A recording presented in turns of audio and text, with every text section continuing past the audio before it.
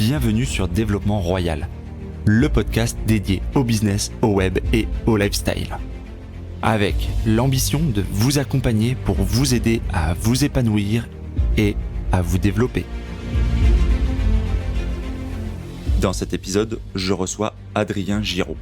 Entrepreneur dans le bâtiment, il investit également massivement dans l'immobilier depuis plusieurs années. À l'occasion de la publication de son premier livre, j'ai décidé de l'inviter.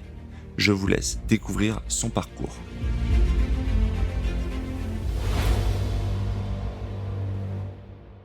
Avant de commencer l'épisode, je vous invite à me retrouver à la fin de celui-ci sur mon blog pour participer à un questionnaire pour m'aider à choisir le titre de mon premier livre sur l'immobilier.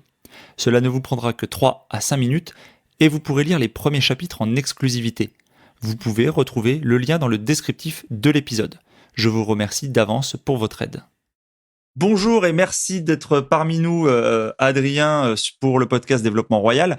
Alors moi, je t'ai découvert grâce au livre « Comment gagner 100 000 € par an », mais quelle belle promesse tu nous fais là, en investissant et en gagnant dans l'immobilier. Sur le podcast, on s'intéresse parmi différentes choses, entre autres à l'immobilier, et c'est pour ça que je souhaitais t'inviter. Merci. Je t'en prie. On va pouvoir un peu, comme je t'ai expliqué, dérouler. Il y a un peu un canevas dans le podcast, donc on va commencer par ta présentation. Est-ce que tu peux nous dire quel âge tu as, d'où tu viens et quelle est ta profession? Alors, je m'appelle Adrien, j'ai 39 ans, je vis à Nantes et à ma profession, donc moi actuellement je suis gérant d'une entreprise de seconde œuvre qui intervient un petit peu toute France sur des bâtiments industriels. Je suis marié, j'ai 3 enfants. Donc, à propos de mon cursus, on va dire plus scolaire, moi j'ai arrêté l'école à 14 ans pour entrer dans l'entreprise familiale qui était une entreprise de peinture à l'époque. Donc je n'ai pas fait, on va dire, de grandes études, ce qui m'a pas forcément empêché de réussir.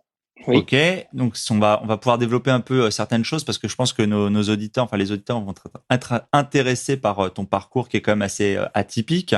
Quelle est ta situation familiale et est-ce que cette situation, ça a été un frein à un moment donné dans ton activité, que ça soit entrepreneuriale ou dans l'immobilier? Alors moi, j'ai toujours été entouré ou dans une famille d'entrepreneurs. Donc je pense que bon, j'ai toujours été de la famille celui qui a poussé un petit peu tout le monde quand même, mais on m'a jamais beaucoup freiné. Je pense que c'est ce qui freine pas mal de gens où on leur dit non, arrête, tu comprends, c'est trop compliqué. Moi, j'ai toujours eu des idées, on m'a freiné un petit peu, mais on m'a laissé faire, on va dire. Donc, historiquement, moi, mes parents étaient entrepreneurs. Et aujourd'hui, ma femme, elle aussi, a une entreprise. Donc, on est un petit peu dans un milieu de gens qui aiment prendre des risques, on va dire. C'est la serial family entrepreneur. Voilà. Ça marche. Exactement. Comment donc si on refait l'historique un peu hein, pour revenir un peu à la genèse de ce que tu as fait, de ce que tu as construit, tu dis que tu as une famille d'entrepreneurs, tu as commencé à 14 ans après l'école. Est-ce que tu Oui. peux nous expliquer un peu ce que faisaient tes parents? Alors, mes parents avaient une entreprise. Au départ, on avait une entreprise de peinture. Donc moi, je pense que j'étais un peu prédestiné. Alors maintenant, c'est peut-être plus vrai dans les nouvelles façons de penser, mais mon père m'a toujours conditionné pour que je finisse dans l'entreprise familiale. Donc on travaillait souvent pendant les vacances ensemble. Enfin, moi j'étais dans l'entonnoir et à un moment j'aurais peut-être voulu faire autre chose, mais j'ai quasiment pas eu le choix que de tomber dans l'entreprise familiale, sans vraiment savoir ce qui allait se passer. Et il a fallu que je fasse ma place à un moment donné tout seul quand même pour se créer une identité. T'es un peu tombé dans la peinture. Certains, c'est dans le chaudron de potions magiques. Toi, c'est dans la peinture. Oui, voilà, exactement. Mais en fait, ce qui m'a vraiment plu au départ, c'était finalement l'ambiance où vraiment à l'école j'étais complètement bridé, ça ne m'intéressait pas du tout. Là, il fallait faire du boulot, mais à côté de ça, il y avait des moments sympas. Enfin, vraiment, il y avait la valeur du travail accompli, alors qu'à l'école, vraiment, j'étais complètement bloqué. Enfin, ça ne m'intéressait plus du tout. Alors que le milieu de l'entreprise m'a permis de m'exprimer et d'être heureux finalement. Et de t'épanouir. Ouais. Est-ce que tu peux nous expliquer, moi je le sais, mais ça peut intéresser nos auditeurs par rapport à la différence d'échelle. Quelle était la taille de l'entreprise de ton père en fait en peinture? Alors, quand je suis rentré dans l'entreprise, on était trois. Aujourd'hui, allez, on va être une très grosse cinquantaine. Dans l'entreprise de ton père que finalement tu as élevé à un niveau différent, une échelle complètement différente. Oui, voilà. Et puis on a aussi beaucoup, on a évolué parce que pour moi, les clients s'orientent beaucoup plus sur plusieurs lots. C'est-à-dire qu'on ne fait plus que la peinture. Maintenant, on fait le faux plafond, le placo, le sol.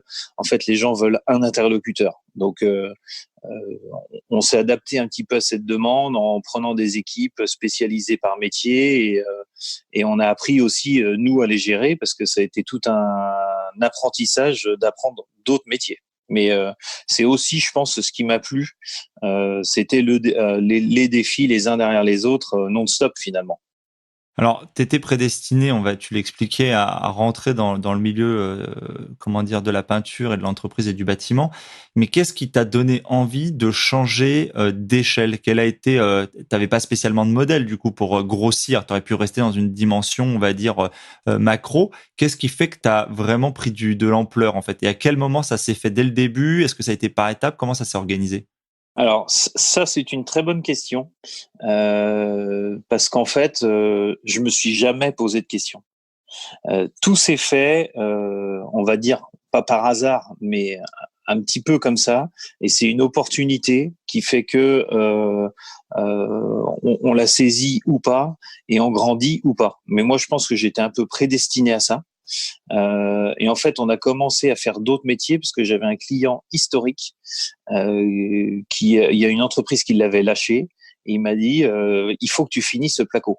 Sauf que moi, j'avais jamais fait de placo, j'avais vu d'autres entreprises faire, mais j'en avais jamais fait.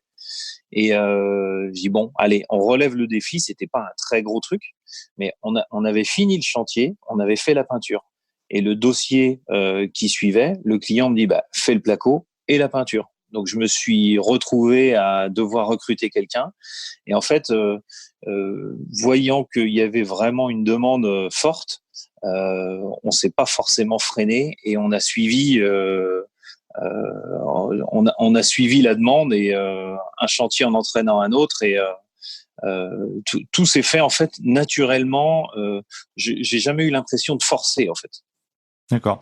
Et pour tordre un peu le cou peut-être aux idées reçues, mais parmi les auditeurs du podcast, il y a plusieurs profils. Il y a des gens qui ambitionnent de créer quelque chose. Tu sais, c'est un peu ce vieux fantasme dans la tête de certains.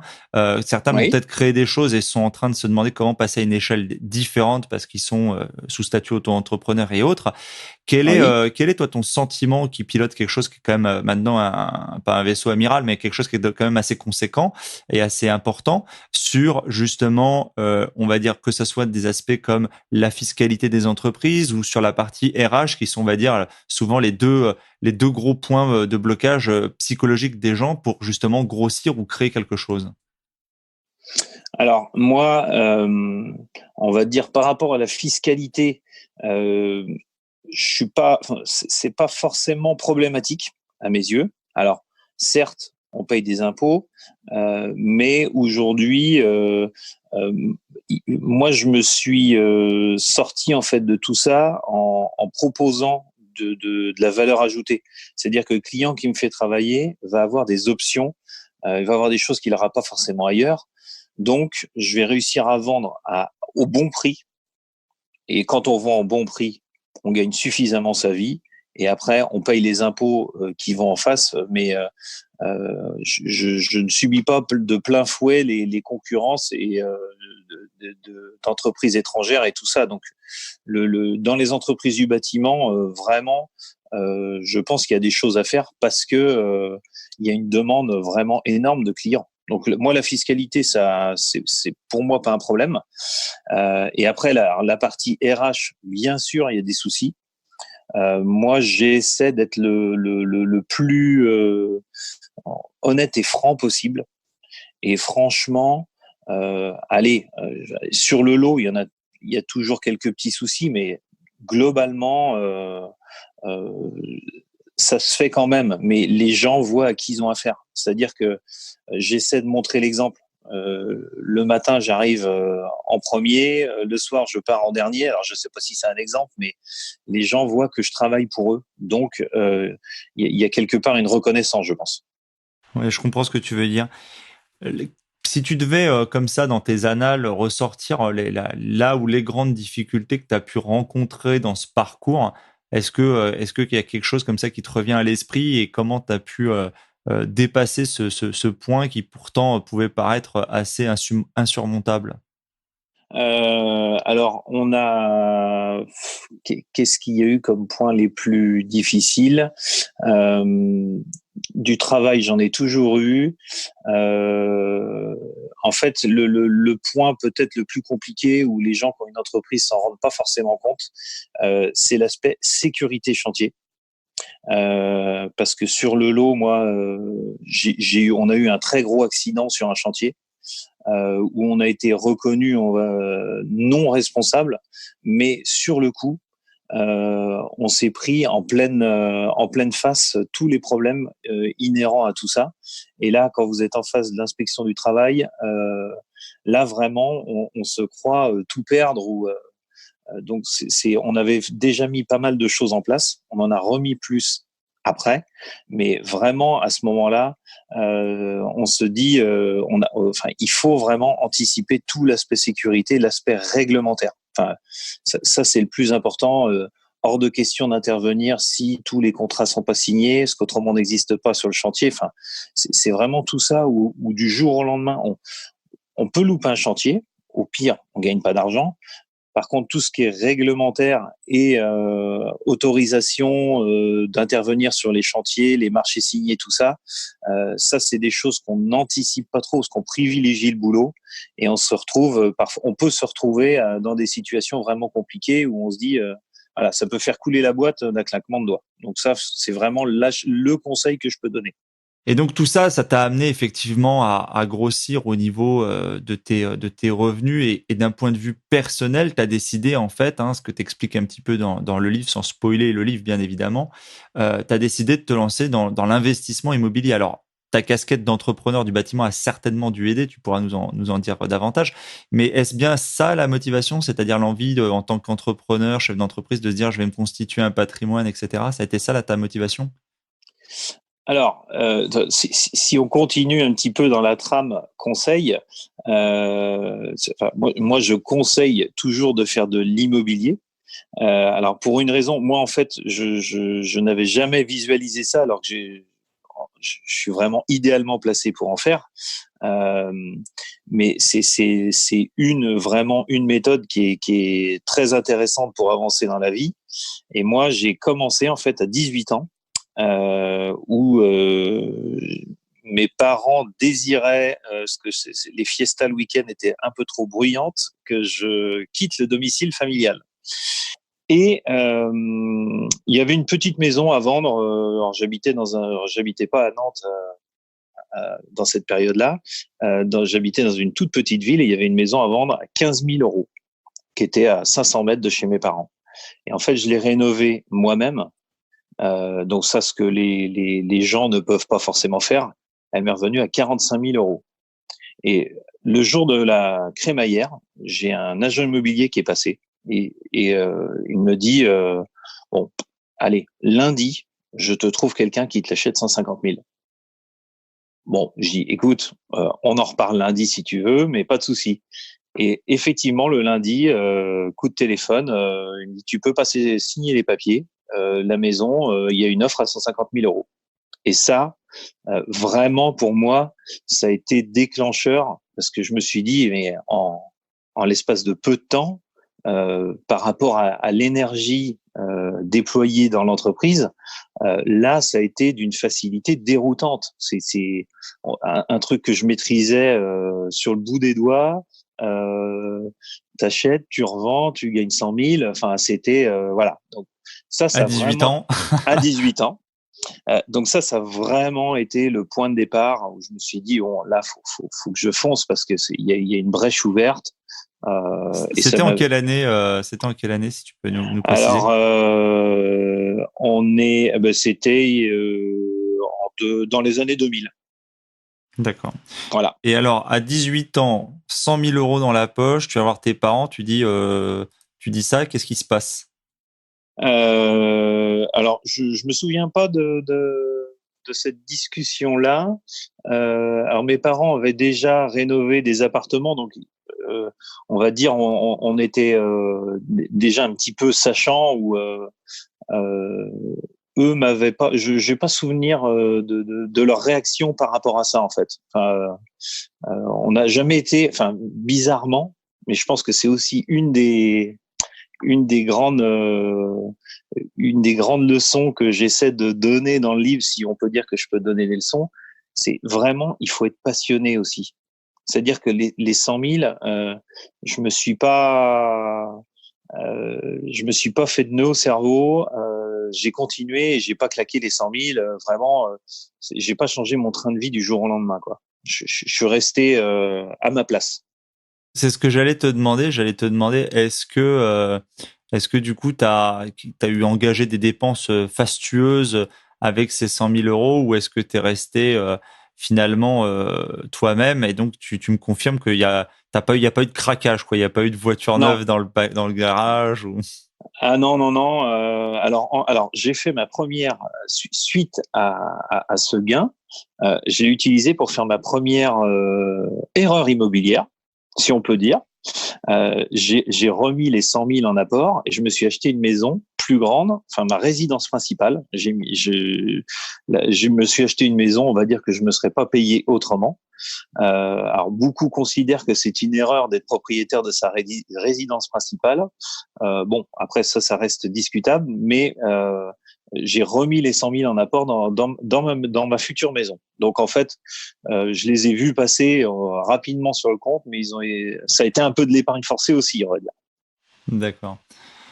Est-ce que on peut développer, on va pas raconter le livre, mais est-ce que tu as fait d'autres types d'investissements? J'imagine que ton entreprise te prend pas mal de temps, l'immobilier également. Est-ce que tu as d'autres activités, crypto, des participations dans des choses, etc., où tu restes vraiment centré sur ton entreprise et l'immobilier? Alors, moi, vraiment, hors immobilier entreprise, c'est vrai que par contre, j'ai pas eu l'occasion. Enfin, on m'a proposé des choses, mais euh, je, je vais vraiment sur les sujets que je maîtrise. Donc, je m'abstiens, ou alors il faudrait que j'ai du temps pour les cryptos. Pour moi, ça me parle vraiment pas du tout. Donc, j'ai pas du tout investi. Alors, allez, j'ai peut-être 5 000 euros en bourse. Donc, vraiment, on va dire, j'ai rien du tout à côté, quoi. C'est vraiment, je La reste dans pierre, le la domaine. pierre, la pierre. Voilà, exactement. Tu en parles, mais pour les auditeurs, est-ce que tu peux simplement introduire? Tu as une méthodologie, tu as une typologie de biens en particulier que tu achètes, ou est-ce que tu fais, on va dire, en immobilier, hein, on va parler de location courte durée, d'immeubles de rapport, du nu, du meublé, du pavillon, de la rénovation, etc. Est-ce que tu restes centré sur un type d'opération ou est-ce que tu touches à des tas de choses différentes et à la limite, à chaque fois, c'est une nouvelle découverte pour toi ou est-ce que tu réitères chaque fois un peu la même chose? Alors j'ai fait, alors c'est au début, on va dire, de ma carrière immobilière. J'ai commencé, alors j'ai toujours allé sur 90% des biens que j'exploite en nu. C'est-à-dire que on fait du déficit foncier. Donc c'est achat, travaux et location nue. Et après, les travaux sont déduits des revenus fonciers. Donc ça, j'ai toujours globalement exploité ça au maximum. Après, sur de l'immeuble de rapport, des maisons, des appartements, c'est vrai qu'on va dire à partir de 20 ans, j'ai enchaîné non-stop, ce qui a posé quelques petits problèmes, mais on en parlera peut-être plus tard. Mais j'ai enchaîné non-stop sans trop me poser de questions, en faisant des travaux, en avançant, sans forcément avoir une stratégie, ce qui a été une erreur. Et au jour d'aujourd'hui, quelle est un peu ta vitesse de croisière? T'achètes tous les semestres, tous les trimestres? Est-ce que tu as un rythme? Est-ce que tu te fixes un peu un calendrier d'acquisition? Alors j'essaie. Tout dépend des opportunités. Là, à l'instant T, allez, sur le premier semestre, je vais acheter 1 million d'euros de biens. Oui, c'est considérable. Après, c'est peut-être aussi lié déjà à tes autres sources de revenus, notamment l'entreprise, etc. Et les choses font qu'il y a un effet boule de neige peut-être dans les acquisitions et dans les revenus divers et variés que tu génères.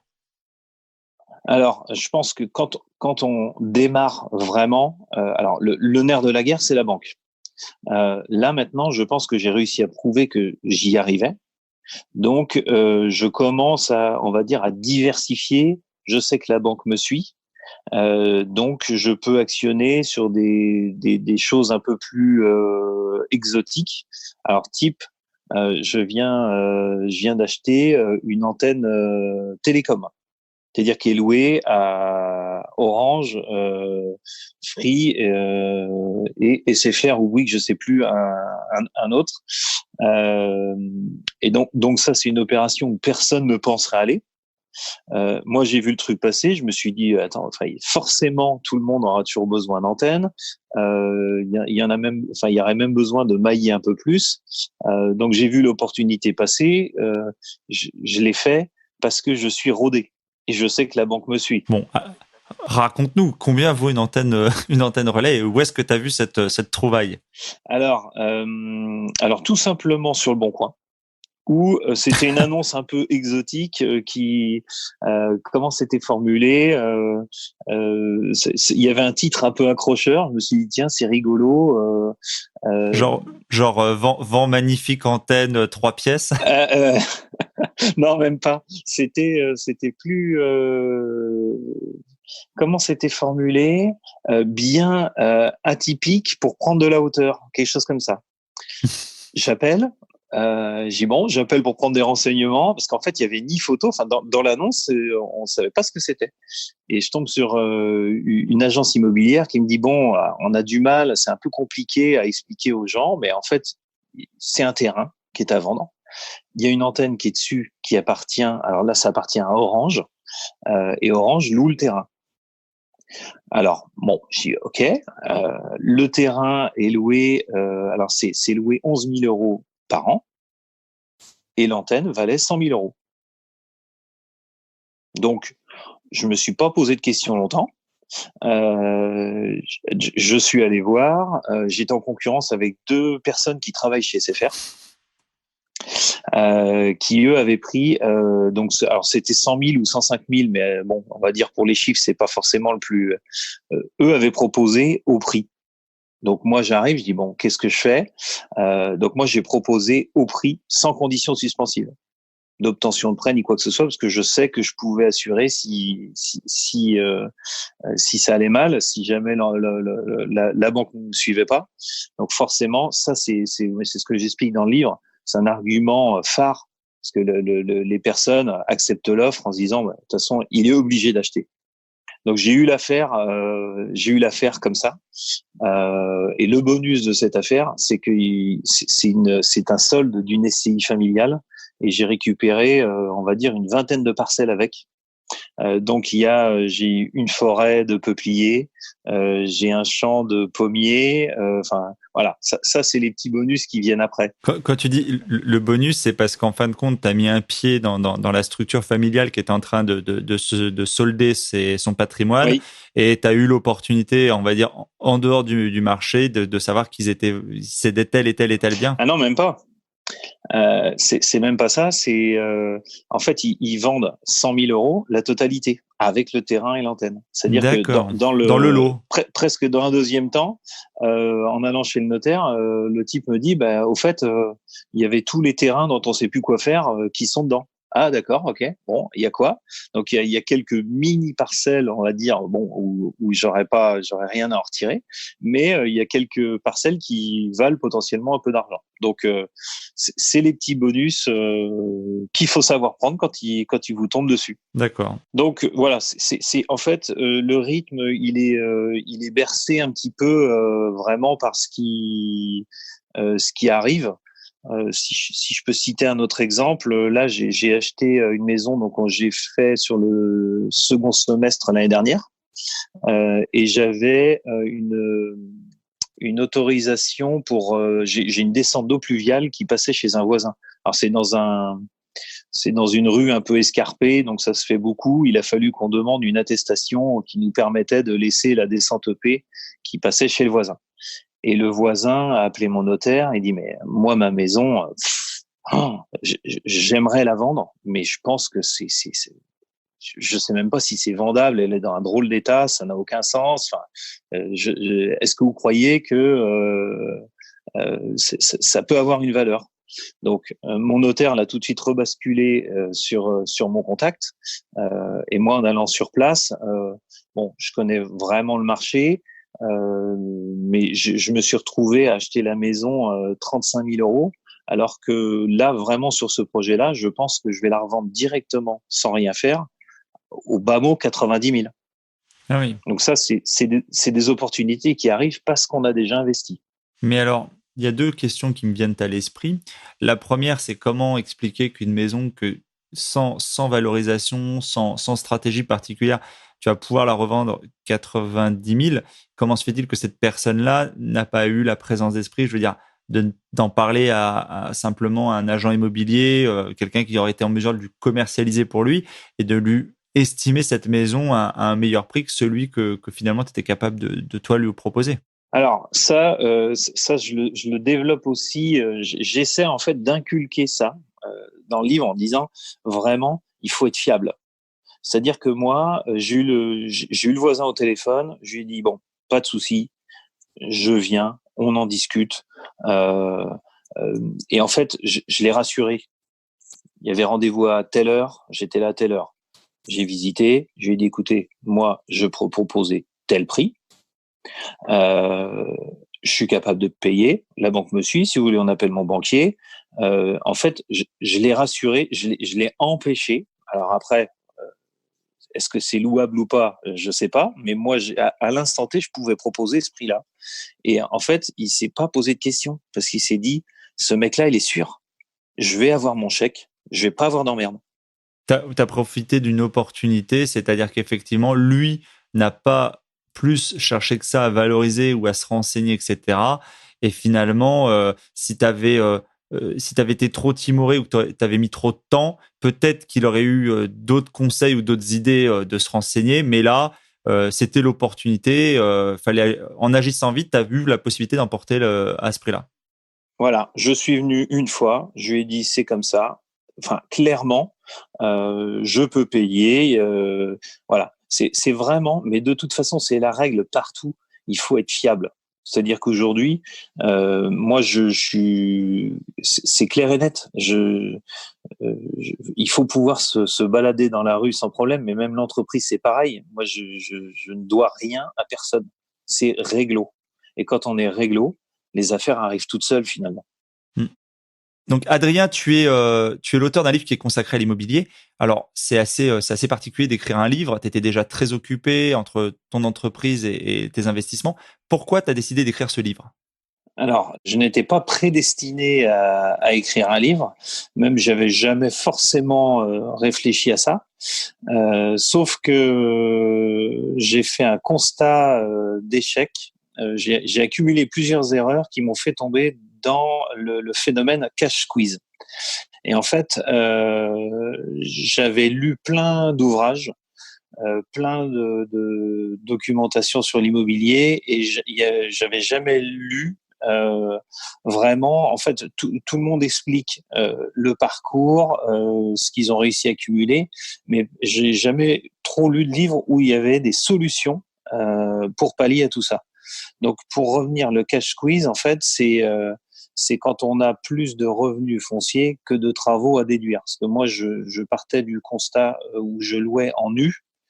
Donc, en fait, quand on loue en nu, il faut faire des travaux. Et j'ai acheté, j'ai accumulé, j'ai même acheté des biens où il y avait zéro travaux. Et en fait, j'ai foncé sans trop me poser de questions. Il y a le beau jour où mon comptable me dit il va falloir payer 30 000 euros d'impôts. Sauf que j'avais les crédits en face, donc matériellement c'était compliqué. Sauf si il me dit si vous faites 100 000 euros de travaux, vous arrivez déjà à relancer la machine et refaire du déficit foncier, vous repartez pour un tour. Donc pas de problème, je trouve une maison à rénover qui était autour de 100 000 euros. Il y avait 80 000 euros de travaux dedans. Sauf que la deuxième chose qui m'est arrivée, c'est que le banquier, j'avais toujours bossé avec le même banquier, et le banquier m'a dit non. Et là, je me suis retrouvé, je ne pouvais plus acheter, je pouvais donc plus faire de travaux, et je me suis dit là, je suis mal engagé. Donc, suite à ça, j'ai réussi à trouver une autre banque. J'ai réussi à faire cet investissement-là, mais vraiment, j'avais trouvé, et d'ailleurs dans le livre, tout le monde me dit, Léon, t'as un sacré banquier, parce que le deuxième banquier que j'ai trouvé a vraiment été déclencheur pour moi. C'est-à-dire qu'il lui m'a dit, je te prête, mais à côté de ça, il va falloir qu'on mette une stratégie en place, parce que là, vraiment, ça colle pas. Donc j'ai fait l'investissement, et suite à ça, vraiment, je me suis remis en question. Et voilà, j'ai mis des solutions en place pour pallier à tout ça, pour prévenir tout ça. Et c'est pour ça que je me suis dit, il faut que j'écrive un livre pour écrire mon histoire, ce qui m'est arrivé et ce qu'il est possible de mettre en place, en fait. Voilà. Donc en fait, pour ceux qui ne maîtrisent pas cette problématique, mais qui est assez courante en fait dans les gens qui font des opérations immobilières avec du déficit foncier, donc du nu, c'est que en fait, t'enchaînes les opérations, tu es toujours obligé d'être dans une espèce de cavalcade en fait d'acquisition et de génération de déficit, parce que pour tes impôts, ce qui est pris en compte, c'est pas ton réel, c'est-à-dire en fait toutes tes charges ne sont pas prises en compte. Il y a qu'une partie notamment de ton crédit, c'est-à-dire une partie des intérêts d'emprunt qui sont pris en compte, alors que 100% de tes loyers, eux, sont pris en compte. Voilà. Et ce delta, en fait, il y a un manque à gagner, on va dire, pour toi, mais ça, c'est pas pris en compte par les impôts et ça génère en fait une imposition sur la base de tes revenus locatifs, sans prendre en compte 100% de tes charges, notamment 100% de ton intérêt d'emprunt, mais uniquement sur la partie 100% de ta mensualité d'emprunt, mais uniquement la partie intérêt d'emprunt. Et en plus, ces intérêts, les intérêts, ça a vraiment chuté. Donc, il y a quelques années, moi, quand j'ai commencé, les taux étaient à 4,50. Donc là, il y avait vraiment des déductions. Là, on est vraiment, il y a plus grand chose à déduire. Donc après, après par rapport au déficit foncier, il y aurait plein de choses à en dire, mais en Bien fait, sûr. virtuellement, quand on arrive à faire les travaux, on paye notre impôt tout de suite. C'est-à-dire qu'à la sortie, on est moins fiscalisé, mais bon. Ouais. On va revenir sur la question, parce qu'on a débordé un petit peu, qui était donc la raison de l'écriture de ce livre. En fait, elle est partie du fait que tu as été, en tant qu'investisseur, tu lisais les livres des autres, tu n'as jamais été conseillé sur la problématique dans laquelle tu allais rentrer au bout d'un moment avec justement cette cavalcade du déficit foncier. Oui. Et tu as décidé d'écrire à ce sujet parce que tu trouvais que c'était un peu le vide sur ce sujet-là dans la littérature spécialisée autour de l'immobilier. Beaucoup de gens font des erreurs. On le voit souvent maintenant. Peut-être que ça communique plus, mais moi, j'avais qu'un banquier. ce qui est une erreur monumentale. Mais ça, je le dis et je le répète dans le livre en disant attention. Il faut vraiment se méfier. Il faut au minima, à minima 2 banques, parce que là, moi, je me suis retrouvé où je ne pouvais plus emprunter. Parce que trouver pour faire des travaux, à la limite, c'était pas un problème. La question, c'était trouver le banquier. Donc, en fait, j'ai réuni un peu tous les soucis. Enfin, j'explique ça dans le livre. À un moment donné, j'explique un peu tout le déroulé et ensuite tous les problèmes. Et en fait, qu'est-ce qu'il faut faire en place, qu'est-ce qu'il faut mettre en place pour pallier à ça. Alors la question qu'on se pose, c'est, parce que bon, faire un livre, c'est éventuellement aussi, quelque chose, on va dire, qui peut, rapporter des revenus passifs, hein. Certains des auditeurs s'intéressent à cette thématique-là, plus particulièrement. Alors la question, c'est combien de Oui. temps ça t'a pris d'écrire un livre? Bon, tu l'as fait tout seul? De quelle façon tu as procédé? Est-ce que ça t'a pris du temps? Raconte-nous un petit peu. Alors, il y a une petite anecdote, mais ça, il faut lire le livre pour savoir comment je l'ai écrit. C'est vrai, c'est vrai. On dira pas tout, on va laisser aux gens la surprise de le découvrir. Bon, alors ceux qui achètent le livre, il suffit d'aller directement au remerciement pour savoir comment je l'ai écrit. Non, franchement, j'ai mis 6 mois. J'ai eu des phases où j'ai vraiment pu bosser dessus, mais il y a vraiment des heures de travail. Écrire un livre, en fait, à chaque fois, je me pose, on met peut-être une demi-heure, et passer une demi-heure, après, ça y est, on est reparti. Mais il y a au moins peut-être une demi-heure avant de lancer la machine. Et après, je me suis vu écrire. Je suis parti en vacances. J'avais 9 heures d'avion. Je me suis tapé 8 heures et demie à écrire non-stop parce que je savais qu'il fallait que j'avance, quoi. Donc, c'est du temps. Euh, Combien de temps, c'est la grande question. Je dirais qu'il y a peut-être 200 heures de travail. Ouais, d'accord, bon, ça donne toujours une idée. Effectivement, Ouais. je compare avec ce que moi je connais aujourd'hui, qui écrit également le mien. Effectivement, je trouve que c'est à peu près comparable par rapport au temps passé. J'ai pas tout chiffré, évidemment, on chronomètre pas à chaque fois, mais je comprends ce que tu veux dire par le fait de devoir passer une demi-heure à se remettre dans le bain. Des fois, c'est plus ou moins, effectivement, compliqué ou long. Oui. Oui. Derrière ça, est-ce que quand tu as fait ce livre, est-ce que tu avais l'idée, est-ce que tu avais l'idée de la vente, de la commercialisation? Est-ce que tu en espérais? Bon, il y a certaines personnes qui, à la suite de leur livre, par exemple, c'est une façon de marketer aussi leur expérience et de vendre du conseil, de vendre de la formation ou d'autres choses, hein, ou Oui. de Oui. les réorienter vers leurs autres activités. Est-ce que tu avais cette idée aussi, cette ambition? Est-ce que tu t'es dit, ou peut-être simplement tu t'es dit oui, si ça se produit, ça serait sympa. Enfin voilà. Comment tu as abordé cet aspect-là? Alors moi, je me suis pas posé toutes ces questions-là parce qu'en fait, j'ai commencé à écrire le livre sans trop me prendre au sérieux. Ça veut dire que j'ai commencé à écrire, allez, on va dire, j'ai écrit 50% du livre. Et je me suis dit, comment je fais maintenant? Est-ce que, en fait, le fait de l'écrire, ça m'a permis de réfléchir aussi à tout ce que j'ai fait. Euh, donc, je l'ai envoyé, je crois, c'était à fin juillet. J'ai dit, allez, j'ai fait la moitié. J'envoie ce que j'ai fait chez un éditeur et on verra. Mais vraiment, j'ai envoyé un brouillon parce que moi, c'est pas mon job. J'ai envoyé vraiment quelque chose de vraiment brut de fonderie. Euh, donc, je suis parti en vacances, j'ai envoyé, et début septembre, l'éditeur m'a rappelé et il me dit j'ai lu, ça me plaît. Est-ce que tu es capable de finir? Je dis bah si on se enfin je vais finir, de toute façon c'est dans mon ADN, ce que je fais, je promets ce que je promets, je le fais. Donc lui, il a vraiment apprécié le fait qu'il y ait du vécu. Je raconte des histoires, vraiment tout ce qui m'est arrivé. Donc, en fait, c'est parti comme ça, mais jamais j'ai eu un plan en me disant je fais le livre, après je vais faire ceci ou cela. C'était pas du tout au départ. J'avais pas du tout Prémédité. cette ambition. Voilà, c'était pas prémédité.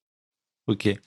Euh, L'éditeur que tu as trouvé, c'était donc le fruit du hasard. Tu n'en as pas contacté d'autres et ça s'est fait, on va dire, premier contacté, premier signé, quoi. Oui, oui, oui. quelles sont les retombées économiques de la vente d'un livre? Aujourd'hui, le livre est disponible depuis combien de temps? Est-ce que tu peux un peu nous en parler ou est-ce que c'est confidentiel par rapport à ton contrat? Alors aujourd'hui, en fait, alors j'ai appris aussi un petit peu ce que je connaissais pas du tout ce métier-là. Donc, quand vous sortez un livre, en fait, les compteurs sont relevés le 31 décembre. C'est-à-dire que on va mettre des chiffres. Il y a dû avoir à peu près 1000 livres directement d'envoyés dans les librairies, chez Cultura, la Fnac, chez tous les, enfin dans toutes les librairies. Et ça a été mis en stock. Et l'éditeur me dit bon, maintenant, est-ce que ça va se vendre? Est-ce que ça va se recommander? Ou alors, si ça se vend pas, il nous les renvoie. Ça veut dire qu'il y a peut-être, je sais pas, 4 ou 5 mois avant de vraiment avoir un retour. Soit ça revient, soit ça recommande. Enfin, il y a un petit moment pour que ça se lance. Il y a un Il y a un suspense, suspense. voilà. Donc aujourd'hui, je sais que, enfin, ça se recommande pas mal. Après les ventes, moi, il est sorti depuis avril. Aujourd'hui, j'ai pas trop de retour là-dessus. Après, je vois que j'en vends parce que j'ai mon compte Instagram où j'ai quand même pas mal de gens qui viennent me poser des questions. Enfin, je vois que ça, il y a une mouvance un petit peu. Après, je regarde le classement. Enfin, sur Amazon, c'est pareil. Je vois régulièrement. Enfin, je me fais contacter. Après, les chiffres, voilà, j'ai pas les chiffres de vente aujourd'hui. Je les aurai en janvier l'année prochaine. D'accord. Et contractuellement, quel est le deal normalement? Moi, j'avais en tête l'idée que, enfin, le chiffre de 1 ou 2 € par livre vendu, tu confirmes, c'est C'est, ce ordre de grandeur? alors ça dépend de la quantité de livres vendus, mais on va dire c'est entre 8 et 10% du D'accord, de la prix valeur du de. livre. Alors je crois que c'est du prix de vente hors taxe ou, mais c'est ça. En gros, c'est ça. D'accord. Je reviens sur ton livre. Alors, on va pas spoiler les auditeurs. On leur laisse le soin de le découvrir hein, par mon magnifique lien en bas de l'épisode, bien évidemment. Oui, Tant qu'à faire. Mais tu parles de différentes stratégies. Bon, tu as principalement fait du nu te oui, concernant. oui, Tu as fait surtout des pavillons. En fait, tu as surtout fait, t'as fait pas mal de maisons, de choses de ce type, en fait, avec des extérieurs, en tout cas, un petit peu. oui. Alors j'ai fait plein d'investissements différents, mais voilà, aujourd'hui je me focalise un petit peu parce que j'essaie de chercher ce que les gens veulent. C'est-à-dire les gens ils veulent un balcon, un terrain. Donc j'ai fait des immeubles de rapport aussi, mais là aujourd'hui je vais essayer de chercher maison, appartement avec balcon, tout ça, parce que je sais que dans ma stratégie je vais revendre. Et pour moi, j'essaie quand même de miser sur une plus-value. Sur un immeuble de rapport, le loyer, enfin les loyers sont, ça je l'écris aussi, mais ça reste plutôt stable, même à travers les crises. Les loyers augmentent de 1 ou 2% régulièrement. C'est-à-dire qu'un immeuble de rapport, s'il vaut 200 000 euros, il vaudra pas 300 000 dans 2 ans. Parce qu'une maison, bien achetée, rénovée, moi j'ai déjà des locataires qui me proposent des prix où je peux faire une plus-value de 50-60 000 euros dessus. Donc j'essaie un peu de me focaliser là-dessus, suivant les affaires qui se présentent à moi. C'est vrai que moi qui reçois des gens avec différents profils et notamment qui discutent avec, même indépendamment du podcast, avec des investisseurs immobiliers, je trouve que c'est un peu ta marque de fabrique. C'est-à-dire que dans le paysage des gens que je connais et qui font de l'immobilier, peu finalement font du nu parce que, on va dire, c'est plutôt l'adage des anciens bailleurs et investisseurs immobiliers, ancienne école, on va dire. Beaucoup disent le meublé, c'est mieux que le nu pour des raisons fiscales. Alors, les auditeurs, pour ceux qui ne sont pas familiers, je leur laisserai le soin de se renseigner pour quelles raisons. Alors, on parle souvent du LMNP comme dispositif de fiscal. Euh, donc c'est vrai que toi, c'est un peu particulier. Ta stratégie est un peu différente et cette stratégie de vouloir faire des plus-values. Il y en a également une autre que on a dit que tu m'as dit que tu voulais partager avec nous, hein, qui est un peu aussi ta marque de fabrique sur l'histoire de revendre à soi-même. Alors déjà, alors pour en revenir au déficit foncier, je pense que maîtriser, c'est à mes yeux la meilleure méthode parce qu'on peut aussi faire baisser son revenu fiscal de référence. C'est-à-dire que si on fait jusqu'à hauteur de 10 700 euros, si on a trop de travaux à déduire, on en déduit sur son revenu fiscal de référence et ça rebascule sur l'année d'après. Donc je pense qu'il y a vraiment un gain quand même à utiliser ça. Et après, en fait, une des solutions pour éviter, parce que on va dire passé une dizaine d'années, vous avez soldé le déficit de travaux sur chaque bien que vous avez rénové. Donc moi, ce que je fais, alors dans le livre j'écris ça, je donne des exemples. On va dire, je pars du constat, passé 12 ans, chaque bien que j'ai acheté, je me pose la question de le revendre. C'est-à-dire que soit je le revends à un particulier, à mon locataire ou autre, ou alors je me suis créé une SCI qui, elle, est à l'IS, et je me rachète à moi-même, via ma SCI, les biens. C'est-à-dire que je refais un emprunt, je rachète, et en fait, moi, je récupère environ la moitié de la somme investie. C'est-à-dire si j'avais investi 200 000 euros 12 ans avant, il me reste 100 000 net, et le bien est toujours à moi. Donc ça, j'explique tout le mécanisme dans le livre. Tout à fait. Donc on va pas, on va quand même laisser un peu de matière dans le livre et on va pas dévoiler tous les secrets. Mais effectivement, c'est une méthodologie qui est assez intéressante. On se posera juste la question, hein, légitimement, est-ce que c'est difficile de convaincre une banque de prêter pour finalement t'enrichir? Parce que quand tu rachètes par le biais de la SCI à l'IS ce que tu as acheté avec la SCI à l'IR ou en nom propre, hein, par exemple, je veux dire, il y a une visibilité, il y a une transparence pour ton partenaire banquier, et est-ce que ça lui pose un souci ou pas de payer plus cher et finalement te le donner, enfin, pas te le donner, tu vas lui rembourser, mais est-ce que ça lui pose un souci? Alors moi, c'est pareil, je donne des exemples concrets. Quand il y a une grosse plus-value potentielle, je préfère le revendre parce que évidemment, même dans la SCI à l'IS, il faut que ça couvre. C'est-à-dire que j'ai un prix de vente maximum pour emprunter et que les loyers payent les mensualités. Et donc, ça pose pas de problème aux banquiers parce qu'en fait, à l'instant T, moi, on part sur un bien à 200 000, je récupère 100 000. Donc forcément, il faut le replacer dans la banque, faut le laisser vivre chez eux, mais eux ont quand même cette caution-là. Et en fait, ce qui est compliqué en immobilier, c'est de passer ce fameux cap. Parce que là, quand on peut commencer à faire ça, là, les banques commencent vraiment à suivre parce que vous avez bouclé la boucle. Et souvent, les gens, enfin, c'est difficile d'attendre 20 ans le remboursement du crédit. Là, on va dire, passer 12 ans, ça y est, on y est, mais c'est pas juste un peu de cash flow, c'est vraiment la moitié, quoi. Enfin, ça cube sur des grosses sommes.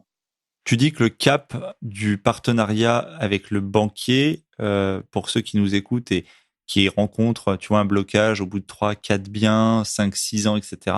Ce vrai cap, c'est le nombre de liquidités, notamment des liquidités acquises par rapport à la première revente. Alors, je pense à quelqu'un d'autre en tête qui m'expliquait que au bout du deuxième ou troisième bien, le deuxième ou troisième bien était destiné à être arbitré assez rapidement pour justement dégager une plus-value qui permettrait aussi d'avoir une certaine forme d'assise et de montrer je sais le faire. Et ça change beaucoup après dans le discours avec le banquier, c'est ça? Ah oui. Enfin, moi, je vois typiquement la SCI à l'IS, si il suffit de faire un gros capital social, il peut très bien être pris 50 000 euros pour mettre dans le capital social. Là, tout de suite, ça pèse parce que les gens voient que vous avez 50 000 euros de bloqués. Il ne s'agit pas de les utiliser pour acheter cash, faut toujours faire un crédit, mais ça n'a plus du tout le même discours. Et le banquier, vous êtes chez lui depuis 12 ans, il voit que ça s'est bien passé. Et là, vraiment, ça permet de vraiment amorcer. Enfin, là, je vois aujourd'hui, moi, les partenaires banquiers, ils ne voient plus du tout du même œil. C'est presque, tiens, quand est-ce que tu en fais un autre? Tu parlais de la relation avec le banquier. Alors, dans les auditeurs, moi, j'en connais quelques-uns que j'ai déjà rencontrés. C'est parfois, il peut y avoir des points de blocage. Est-ce que ça a été compliqué d'arriver à un degré de confiance? Est-ce que tu te rappelles quel a été le moment de bascule? Est-ce que c'est à la deuxième, à la troisième, à la 10e opération? Est-ce que c'est vraiment, selon toi, lié à l'augmentation peut-être de tes revenus, lié à ton entreprise et à la santé de ton entreprise? Bon, on se dit que forcément, ça doit jouer, ça doit peser dans la balance, mais est-ce que pour toi, c'est lié à autre chose? Est-ce que c'est le fait d'avoir été toujours rentable sur tes opérations? Enfin, est-ce que c'est le moment où tu as eu suffisamment de cash sur les comptes? Est-ce que tu sais vraiment ce qui a permis on va dire, de solidifier ton rapport avec la banque et de te permettre, on va dire, pas d'être nos limites, mais d'être beaucoup plus suivi et soutenu? Alors, j'ai jamais eu vraiment beaucoup d'épargne parce qu'en fait, quand on a une entreprise qui a de la croissance, on garde le bénéfice pour le réinjecter, pour avancer. Donc, alors, on va dire, j'ai de bons revenus, mais en fait, c'est quand on stabilise où là vraiment, on peut récupérer de l'argent. Après, l'entreprise a toujours bien fonctionné. Maintenant, je relativise les choses par rapport aux banquiers. C'est sûr que j'aurais jamais pu faire tout ce que j'ai fait s'il n'y avait pas l'entreprise qui fonctionnait derrière. Après, est-ce qu'il faut en faire autant que moi pour arriver à être rentable et heureux? C'est l'autre question. Ça veut dire que enfin, moi, ça se fait, on fait ça naturellement parce que c'est comme ça. C'est une passion, ça se fait, clac, clac, une affaire passe. Euh, Maintenant, je suis pas sûr que les gens auraient le moral ou l'envie de vraiment de faire une acquisition tous les 2 mois ou Oui, parce que c'est un peu gargantuesque comme rythme, hein, c'est oui, oui, oui, non, mais ça, bon, j'en suis conscient, mais à la limite, je conseillerais pas forcément aux gens d'en faire autant. Et d'ailleurs, dans le livre, c'est un peu pour ça que, alors, le titre du livre, en fait, Comment gagner 100 000 euros par an, c'est venu un petit peu, enfin, sur la méthode que j'ai mis en place, mais enfin, sur plus ma façon de calculer. Ça veut dire que moi, je suis parti du principe qu'en investissant, il faudrait investir 200 000 euros par an. Alors, on va dire 2 appartements ou une maison, voilà.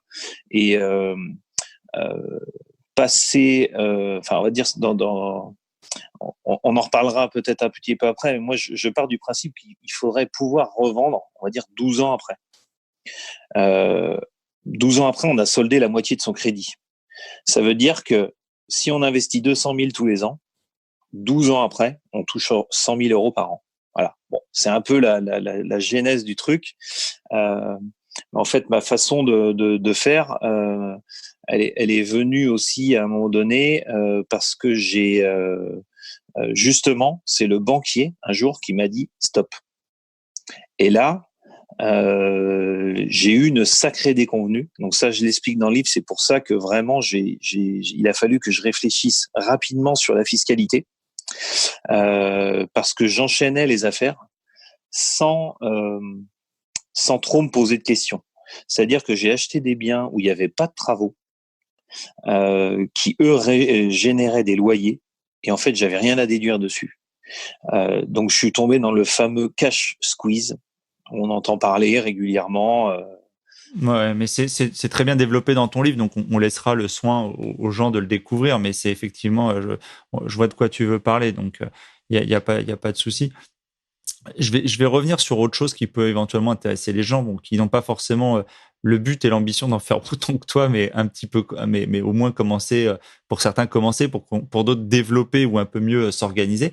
Est-ce que tu as une méthodologie particulière, je veux dire, au milieu de tout ça, je veux dire, entre l'entreprise et enfin, je veux dire, il y a quelqu'un qui t'as un rabatteur d'annonces, tu surveilles matin, midi et soir. Comment tu organises un peu tout ça? Quel temps ça te prend? Alors, on va dire que c'est fait en temps masqué. Maintenant, je connais à force d'acquisition et de rencontres, on connaît du monde. Donc, ça se fait en partie tout seul. Et après, j'ai des alertes. Alors après, moi, enfin, sur Nantes, se loger, PAP, ça, c'est pas vraiment fonctionnel.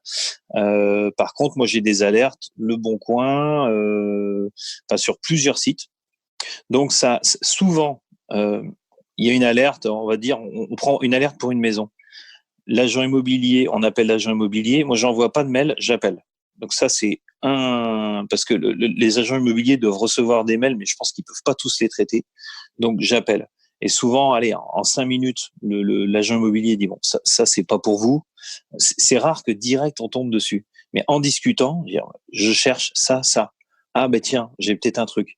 Et en fait, c'est en discutant, en expliquant ce qu'on fait, qu'on arrive à trouver des opportunités. Mais ça se trouve. Hein, mais après, j'ai des agents immobiliers avec qui j'ai déjà travaillé qui m'appellent. Et dès qu'on sort, dès qu'on est à l'extérieur, forcément, on regarde. Enfin, j'explique une astuce qui est tout bénef. C'est le jogging. Quand on court 8-10 km dans les rues, c'est à chaque fois, enfin, et pas à chaque fois, mais une fois sur deux, je reviens avec une adresse, un panneau, quelque chose. C'est immanquable. Alors après, j'ai pas de parcours défini. Je pars, tiens, ce quartier-là, il est pas mal, et c'est sillonner toutes les rues. Mais j'ai trouvé des choses comme ça. Donc, c'est tout mis bout à bout. C'est là où on arrive à trouver des choses. Et ton secteur de recherche, d'acquisition, t'es resté centré autour de chez toi, tu t'es fixé toujours une limite géographique ou t'as fait dans tes recherches exotiques, par exemple, t'es allé sur des terrains autres en France ou même à l'étranger? Moi, j'investis près de chez moi, globalement. C'est-à-dire que je cherche pas, là, j'ai pas de recherche à Paris ou ailleurs. Par contre, il m'est arrivé, j'ai un bâtiment commercial à Paris et une maison. Mais c'était des opportunités, je connaissais, mais vraiment, je pense qu'il est important d'investir près de chez soi, parce qu'à distance, c'est super compliqué.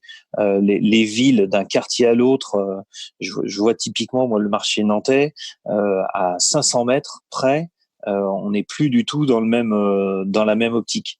Donc moi, je cherche vraiment sur les lieux que je connais et où je connais les quartiers, parce que c'est très, très important.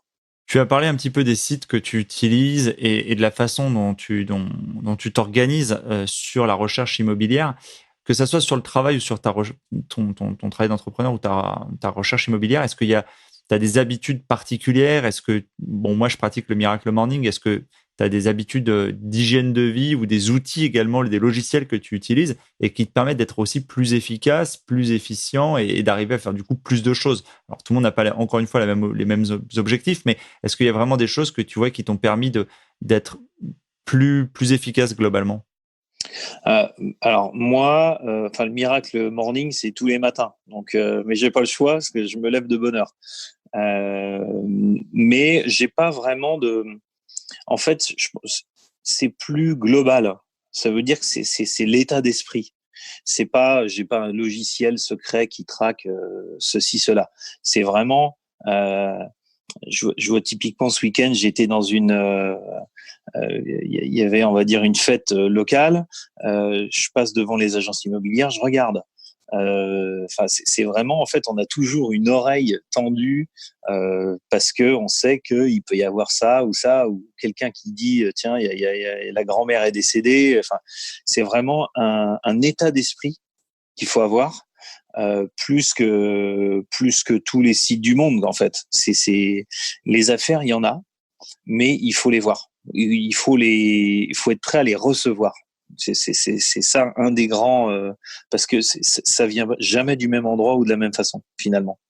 On a bien fait le tour sur cette partie, on va dire, du business et, et de la passion mordue d'immobilier. Je fais un petit encart qui est un peu, qui est pas vraiment une deuxième partie parce que c'est souvent moins long que la première, mais sur justement les à côté, ce que tu fais en dehors de ton travail et de ta passion de la pierre. Est-ce que, bon, je te suis un peu sur les réseaux sociaux, qu'est-ce que tu fais à côté en fait? Bon, t'aimes bien voyager. Est-ce que d'ailleurs le fait de faire toutes ces activités, c'est de générer aussi de l'argent, hein, parce que c'est pas un mot tabou, hein, faut pas en avoir peur. Est-ce que l'objectif, il y a un objectif quelconque, c'est-à-dire d'arrêter de travailler, de voyager plus, de faire plus de choses? Est-ce il y a quelque chose comme ça, une espèce de rêve à long terme? Alors nous, enfin vraiment, on essaie de de faire les plus belles choses possibles sur les créneaux qui sont dispo. Ça veut dire, j'ai fait sur les 5 dernières années, US, Japon, Australie, l'Italie, et cet été j'étais en Grèce. Alors, on part 3 semaines sans se poser de questions. Ça veut dire qu'on vraiment on met le paquet pour visiter, voir vraiment s'ouvrir au monde en fait. Ça c'est un axe principal. C'est un peu un fil conducteur, c'est-à-dire qu'on sait qu'on bosse toute l'année, mais alors après moi avec mon entreprise je peux pas, enfin vraiment la coupure c'est août, on va dire comme tout le monde, mais vraiment les vacances d'août c'est le gros break où on se permet, enfin on bénéficie en fait de tout ce qui est mis en place parce que on n'est pas limité en budget et si le voyage il coûte et c'est tout. Donc ça c'est vraiment nous un axe principal et ça développe énormément l'esprit. On prend des sacrées claques finalement tous les ans en se disant oh, là ça, enfin et j'en reviens, je pense plus fort tous les ans parce que je tire des enseignements où vraiment le fait de faire un break à la rentrée, je suis plus motivé que jamais, on va dire. Au-delà de ces 3 semaines de coupure estivale, tu arrives justement à couper le reste de l'année, tu arrives à passer les rênes ou tu as toujours besoin d'être sur le pont en fait de ton entreprise et même pour ta femme aussi qui a une entreprise, on l'a pas développée, mais est-ce que vous arrivez justement à faire à partir de temps en temps ou est-ce que c'est vraiment, pour le coup, c'est difficile de décrocher? Alors j'ai fait un gros travail sur moi pour arriver, mais je pense que je maîtrise bien maintenant. C'est-à-dire que le vendredi soir, je rentre chez moi, je pose les clés de la voiture, j'arrive à couper complètement. Je suis dispo. Vraiment, mais j'ai eu des week-ends où je réfléchissais, enfin voilà, et ça, enfin là, j'arrive à m'enlever les contraintes de boulot et même faut presque pas m'en parler le week-end. C'est-à-dire que si je vois un client qui va me dire tiens il y a ci ou ça m'emmerde. Je serais tenté de lui dire rappelle-moi lundi matin. Mais là, voilà, et en fait j'arrive à tenir le long terme, je pense, par rapport à ça. Alors que mon épouse par rapport a plus de mal à couper. Elle, le week-end, elle va réfléchir si elle est débordée, elle va avoir du mal à lâcher le truc. Donc, ce qui fait que quand même on a quand même du temps libre. Les week-ends, j'arrive à bien lâcher quand même. Quel est du coup le prochain trip, défi ou objectif que tu te fixes ou voyage que tu projettes de faire et qui te donne aussi un peu comme ça la motivation au long cours de continuer à enchaîner ou à bosser dur? En fait, moi, j'ai pas besoin de motivation pour bosser. Ça se fait, on va dire, tout seul. Là, le prochain voyage prévu, alors je dois partir une semaine en octobre ou novembre, on n'a pas encore décidé où on allait, parce qu'en général, je pars une semaine juste avec mon épouse. Donc ça, c'est pas encore tranché, mais probablement l'année prochaine, road trip aux US avec camping-car. On partirait 3 semaines, mais c'était un peu l'idée de départ. Donc à 5, c'est un gros voyage organisé, mais c'est un peu le projet pour l'année prochaine. Ok. Alors, j'ai coutume de clôturer un peu cet épisode de podcast avec les lectures du moment. Qu'est-ce que tu as actuellement sur ta table de chevet que tu as envie de partager avec les auditeurs ou quel serait le livre en tout cas que tu recommandes qui t'a particulièrement marqué ou plus ces derniers temps? Bon, on va pas évidemment le tien sera dans les liens de l'épisode, mais est-ce que tu as... Allez, je dis le mien. Il y a que le mien. J'en ai jamais lu un autre. Non, alors il y en a eu plusieurs. Je pense rapidement. Pour moi, le livre qui vraiment m'a touché, c'est la biographie d'Elon Musk, où vraiment, quand on lit ça, ça nous remet à notre place. Ça veut dire que on n'a rien fait. il y a des personnes, il y a des personnes qui me voient comme un extraterrestre.